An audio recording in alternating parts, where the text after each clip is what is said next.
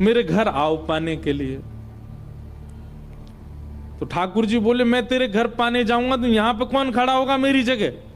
लाखों लोग दर्शन करने आते हैं। नामदेव जी बोले आप भगवान हो, सर्वसमर्थ हो, कोई व्यवस्था कर लो अपनी। भगवान बोले ठीक है, कर ली हमने व्यवस्था। बोले क्या व्यवस्था है? बोले मैं तेरे घर जाऊंगा पाने, तू मेरी जगह खड़ा हो जा। नामदेव जी बोले ये कैसे हो सकता है? भगवान बोले सब हो जाएगा, बस आज एक काम करियो, रात्रि में जैसी शयन आरती हो, शयन आरती के बाद छुप जाइयो पीछे आके। देखो ठाकुर जी की लीला, ये सत्य घटना है। श्री नामदेव जी महाराज, नामदेव जी छुप गए। रात्रि में शयन आरती के बाद जैसे कपाट बंद हुए, ठाकुर जी तुरंत मूर्ति मंत्र खड़े थे, मूर्ति से सहज हो गए और सहज उतर गए अपने आसन से। और नामदेव जी कहा तुम खड़े हो जाओ। खड़े हो गए। नामदेव जी बोले ऐसे खड़े हो जाओ हमारी तरह। हो गए खड़े।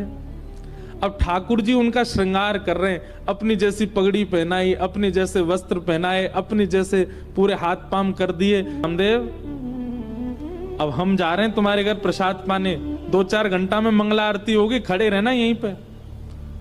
और सुनो 2-4 बातों का ध्यान रखना। क्या? ये सुबह सुबह पुजारी आकर के तुमको ठंडे ठंडे पानी से नवाएंगे, ठिठर मत जाना। अंदर से ठंडी लगे तो भी रोक लेना।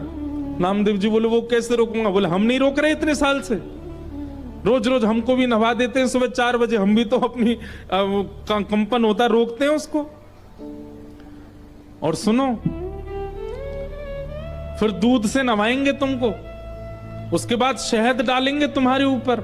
और फिर कभी पंढरपुर जाओ तो हमारे कहने से वहां की काकड़ा आरती, तो काकड़ा आरती में क्या करते हैं, दूध से जल से सबसे स्नान करने के बाद फिर ठाकुर जी को मुंह पे मक्खन लगा देते हैं, इतना सारा मक्खन मुंह पे। तो ठाकुर जी बोले स्नान आदि के बाद तुम्हारे मुंह पे मक्खन लगाया जाएगा, तुम्हारा मन तो करेगा कि मैं खा लूं, लेकिन जीभ निकालना नहीं बाहर, उसको लगे ही रहने देना। नामदेव जी बोले फिर तुम्हारा श्रृंगार होगा। और श्रृंगार के बाद पंढरपुर में हर दर्शनार्थी को अधिकार है कि भीतर मंदिर में जाके ठाकुर जी के चरण छू सकता है, अपना सिर वहां रख सकता है, सबको छूने का अधिकार है। बोले दुनिया भर के लोग तुम्हारे सामने आएंगे, सब लोग आकर के तुम्हारे चरणों में प्रणाम करेंगे, अपने दुख दर्द बताएंगे, सबकी सुन लेना, पूर्ण किसी की मत करना। तुमको दया भी आएगी, कोई रोता हुआ भी आएगा, कोई बहुत ज्यादा विचलित भी आएगा। नामदेव जी बोले क्यों पूरा नहीं करूं? वो सबका विधान बना हुआ है, वो सब काम हमारे लिए छोड़ दो, किसको क्या देना क्या नहीं देना। तुम बस कहीं ऐसा नहीं कि यहाँ खड़े होके कोई रोता हुआ आया उसके आंसू पोंछने लग जाओ। कहीं तुम जरा भी हिल गए तो पुजारी पंडा बहुत मारेंगे, सब कहेंगे कहां गए हमारे ठाकुर जी, कौन खड़ा हो गया आके। नामदेव जी बोले जो आ गया, बढ़िया निमंत्रण दिया भोजन का, मैं तो बंध गया यहाँ पे। बोले हाँ रोज आ जाते हो भोजन करने, आओ, अब जा रहे हैं हम भोजन करने, खड़े रहो यहीं पे। और श्री पंडरीनाथ, श्री साक्षात द्वारिकाधीश अर्धरात्रि में नामदेव के घर गए, अकेले। द्वार खटखटाया, मां अंदर से चिल्लाती हुई है नामा पूरे दिन मंदिर में पड़ा रहता है, आधी रात में आता, सब सो रहे हैं यहां पर। जैसे ही द्वार खोल करके देखा, आहा, सुंदर श्री पंडरीनाथ भगवान द्वार पर खड़े हैं, स्वर्ण का मुकुट पहना है, स्वर्ण के आभूषण पहने हैं, कंधे पर हाथ रख करके मधुर कटाक्ष नेत्र हैं ठाकुर जी के, मंद मंद मुस्कुरा रहे हैं। नामदेव जी की माता जी तो विट्ठल, हाँ मैया मैं ही आया हूं, विट्ठल आता मेरे घर प्रसाद पाने आओ, मैं आ गया। नामदेव जी की माता जी ने चूल्हा रात में चेताया, खूब बढ़िया बढ़िया प्रसाद बना करके ठाकुर जी को अपने हाथ से पवाया। इतने में ही घंटे घड़ियाल बजने लगे, 3:30-4 बज गए, सुबह के मंगला आरती का समय हुआ। ठाकुर जी ने कहा मैया जल्दी करो।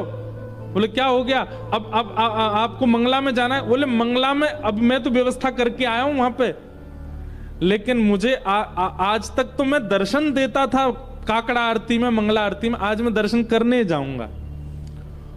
मैया बोली क्या करूं? बोले काली सौल लेके आओ। और मैया सौल लेके आई, ठाकुर जी ने अपने मुकुट उकुट उतार करके, आभूषण उतार करके, और काली सौल में बढ़िया स्वयं को लपेट लिया, किसी को पहचान में नहीं आवे। कार्य कार्य तो ठाकुर जी हैं, काली सौल और ओढ़ लई। अब तो निकल पड़े, दौड़ के जा रहे हैं देखने के लिए नामदेव कैसा लग रहा है मेरे स्थान पर खड़ा होके। दर्शनार्थी लाइन लगा करके खड़े थे, उन्हीं में ठाकुर जी खड़े हैं और दूर से ही निहार रहे हैं। नामदेव जी चुपचाप नेत्र बंद करके हाथ बिल्कुल कमर पर, जैसे पंडरीनाथ भगवान खड़े होते हैं बिल्कुल वैसे ही खड़े हैं। और ठाकुर जी दूर से ही देख करके नामदेव की बलियां ले रहे हैं। आहा मेरो नामा कितना अच्छा लग रहा है। गर्भगृह में जैसे ही ठाकुर जी पहुंचे, ठाकुर जी के आते ही नामदेव जी को पता चल गया कि ठाकुर जी आए हैं। सो नामदेव जी मन में सोचे सब प्रणाम कर रहे हैं कि ठाकुर जी प्रणाम नहीं कर ले मुझको, मैं कैसे रोक पाऊंगा, ठाकुर जी प्रणाम कर रहे हैं। ठाकुर जी गए, नामदेव जी को देखा, नामदेव जी को देख करके जैसे ही नीचे सर झुकाया, नामदेव जी के नेत्रों से आंसू गिरने लगे। नाथ ये कैसी लीला कर रहे हो आप? बलैया लेने लगे। अद्भुत हैं बंधुओं ठाकुर जी। ठाकुर जी जैसा प्रेम कौन कर सकता है? अपने भक्त को अपने स्थान पर खड़े होकर उसके दर्शन करने आए। पहले तो खूब बलैया ली और फिर उसके बाद ठाकुर जी बोले, ए नामा तुझे नोच के भाग जाऊं? तू जोर से चिल्लाएगा, पंडित पुजारियों को पता चल जाएगा। नामदेव जी बोले, ऐसा मत करो, मैं किसी को बताऊंगा कि आपने मुझे खड़ा किया, कोई मानेगा और नहीं।